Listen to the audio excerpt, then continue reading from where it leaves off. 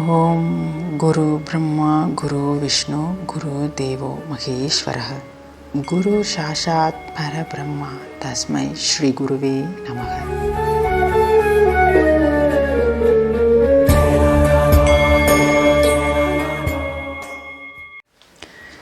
ஸ்ரீ குரு சரித்திரம் அத்தியாயம் 11.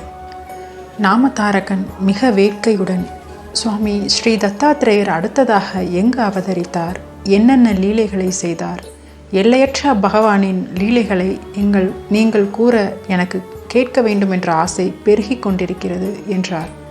அதற்கு சித்தர், உன் போன்ற பக்தர் கிடைத்ததற்கு எனக்கு சந்தோஷமாக உள்ளது. உன்னால் எனக்கு பகவானின் லீலைகளை சொல்வதற்கு வாய்ப்பு கிடைத்தது. இதை நான் ஒரு பாக்கியமாக கருதுகிறேன். மேலும் கூறுகிறேன் கேள். ஸ்ரீபாதர் கூறியதைப் போல் அம்பிகை தன் வாழ்நாள் முழுவதும் மகேசனை பூஜை செய்து வந்தாள். பிரதோஷ வேளையில் சிவார்ச்சனை, சனிக்கிழமைகளில் வரும் திரையோதசி அன்று விசேஷ பூஜைகளுடன் சிவனை ஆராதனை செய்து வந்தாள். அவள் அடுத்த பிறவியில் மகாராஷ்டிர மாகாணத்தில் காரஞ்சா என்ற கிராமத்தில் வாஜசினேய பிரிவினை சேர்ந்த ஒரு பிராமண குடும்பத்தில் பிறந்தாள்.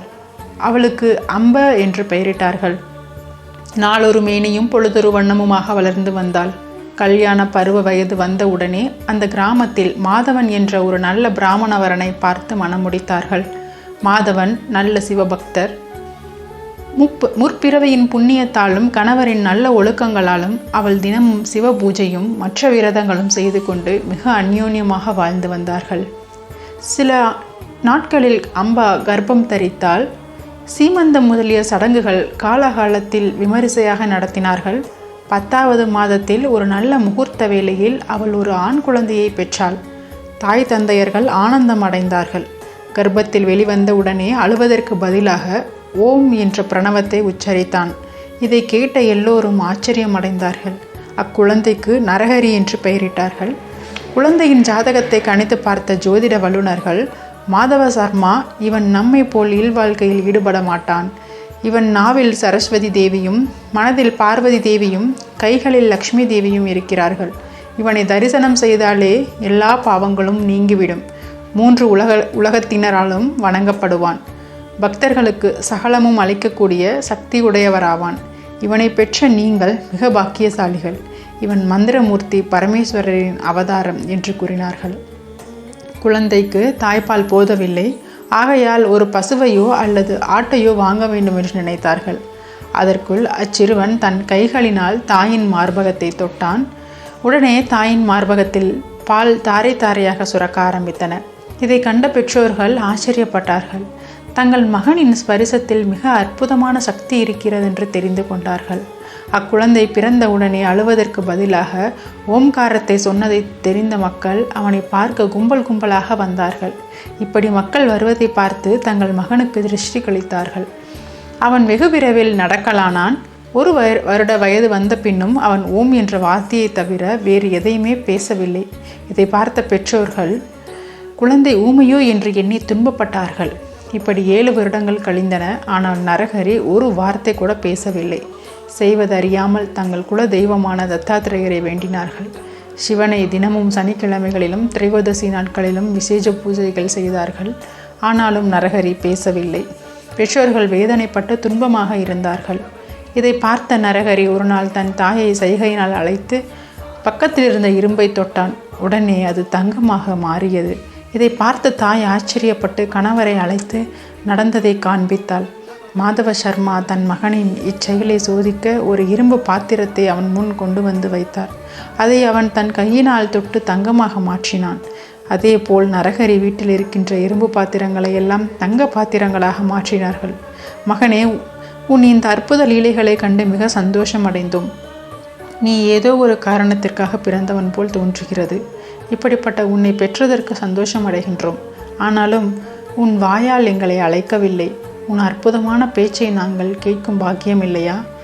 நாங்கள் என்ன பாவம் செய்தோம் என்று துன்பப்பட்டு நரஹரியிடம் முறையிட்டனர். அதை கேட்ட நரஹரி தனக்கு உபநயனம் செய்து வைக்க பூநூலை போட்டால் பேசுவேன் என்று சைகைகளால் சொன்னான். முதலில் தாயுடன் தான் பேசுவேன் என்றும் சொன்னான். உடனே மாதவ சர்மா பெரியோர்களை அழைத்து உபநயனத்துக்கு முகூர்த்தத்தை வைத்தார். ஊரில் உள்ள அனைவரையும் பத்திரிகையை வைத்து உபநயனத்திற்கு வருமாறு அழைத்தார். இதை பார்த்த சிலர் ஊமை 3 வேளைகளிலும் சந்தியாவந்தனம் செய்வானா என்றும், சிலர் மாதவ சர்மாவுக்கு பணம் அதிகமாக உள்ளது போலும் தெரிகிறதென்றும், பைத்தியம் பிடித்து விட்டதென்றும், எப்படி இருந்தாலும் தங்களுக்கு விருந்து கிடைக்கும் என்றும் பரிகாசம் செய்தார்கள். சிலர் மட்டும் அவர் அழைத்தார், ஆகையால் நாம் சென்று அக்குழந்தையை ஆசிர்வதித்து வருவோம் என்று கூறினார்கள். மாதவ சர்மா மகனின் உபநயனத்திற்கு எல்லாமும் தயார் செய்து முடித்தார். கிராம மக்கள் எல்லோரும் முகூர்த்த வேலைக்கு வந்து விட்டார்கள். உபநயனம் செய்வதற்கு முன்பு செய்ய வேண்டிய சடங்குகள் எல்லாம் செய்து முடித்தார்கள். பிறகு குழந்தையை தாயுடன் சேர்ந்து சாப்பிட சொன்னார்கள். பிறகு மஞ்சள் நிற ஆடையை உடுத்தினார்கள். மந்திர சகிதமாக யக்ஞோபவித்தாரணமும் மொஞ்ச பந்தனமும் நடைபெற்றது. தகப்பனார் காயத்ரி மந்திரத்தை உபதேசம் செய்தார். அதை மனதிலேயே உச்சரித்தார். பிறகு முதன்முறையாக தாயிடம் பேசுவதாக கூறியிருந்ததால் தாயிடம் சென்றார். உடனே தாய் பிச்சை கேள் என்று கூறினாள். பவதி பிக்ஷாந்தகி என்று பிச்சை கேட்டான். அக்னிமீலே புரோஹிதம் என்ற ருக்வேதத்தின் முதல் ஸ்லோகத்தை சொல்லிக்கொண்டே பிச்சையை பெற்றுக்கொண்டான். 2வது முறை பிச்சையிடும் பொழுது இஷேத்வா என்று ஆரம்பிக்கும் யஜுர்வேதத்தின் முதல் ஸ்லோகத்தை சொல்லிக்கொண்டே பிச்சையை பெற்றுக்கொண்டான். 3வது பிச்சையை பெற்றுக்கொள்ளும் போது அக்னி ஆயாகி என்ற சாம வேதத்தை சொல்லி பிச்சையை பெற்றுக்கொண்டான். அங்கு அமர்ந்திருந்தவர்களுக்கெல்லாம் இதை கேட்டு ஆச்சரியப்பட்டார்கள். பிறகு அவர் 4வது வேதத்தையும் படித்தான். தாய் தந்தையர்கள் மிக சந்தோஷம் அடைந்தார்கள். தங்கள் மகன் கடவுளின் அவதாரமே அன்றி சாமானிய மனிதன் அல்ல என்று நினைத்து நரகரியை வணங்கினார்கள். அப்பொழுது தாயிடம், அம்மா, என்னை நீங்கள் பிச்சை செய் என்று சொன்னீர்கள். ஆகையால் நான் பிரம்மச்சாரியாகி வேதங்களை சொல்லிக்கொண்டு பிச்சை எடுத்து வாழ்வேன். எனக்கு அனுமதி கொடுங்கள் என்று வேண்டினான்.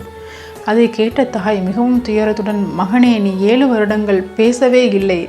முறையாக பேச ஆரம்பித்த உடனே இப்படி சொல்கிறாய். குழந்தைகள் இல்லை என்று துன்பப்பட்டு கொண்டிருந்த பொழுது நீண்ட நாட்கள் கழித்து நீ பிறந்தாய். உன் மழலை பேச்சுக்களை கேட்கவில்லை. அந்த ஈசனை பூஜை செய்த புண்ணியத்தால் இன்று முறையாக பேசினாய். அதை கேட்டு ஆனந்தப்படும் நேரத்தில் இப்படி சொல்கிறாயே, இது நியாயமா? எங்களை விட்டு சென்றால் எங்கள் கதி என்ன என்று வேதனையுடன் மகனிடம் வேண்டினாள். அப்பொழுது நரகரி தாயை அரவணைத்து தேற்றி, அம்மா, என் பேச்சை கேள். விவேகத்துடன் சிந்தியுங்கள். உங்களின் மன வருத்தத்தை விட்டுவிடுங்கள். நான் தர்மத்தை காப்பதற்காக அவதரித்தேன். உங்களுக்கு இன்னமும் 4 குழந்தைகள் பிறப்பார்கள். அவர்கள் உங்களுக்கு சேவை செய்வார்கள்.